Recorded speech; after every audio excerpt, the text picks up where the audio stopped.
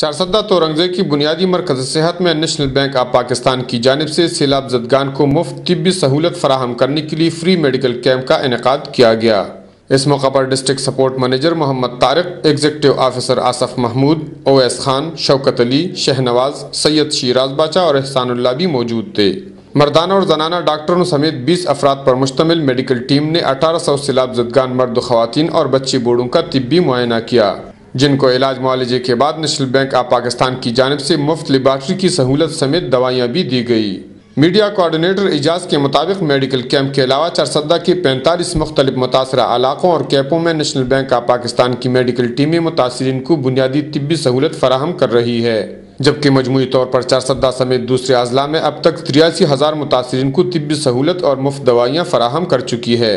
Camp میں موجود ڈاکٹروں کے مطابق 60% بچوں میں ملیریا کے امراض پائے گئے، جن کا بروقت علاج نہ کرنے سے ان کو ٹائیفائڈ کا خطرہ لاحق ہو سکتا ہے۔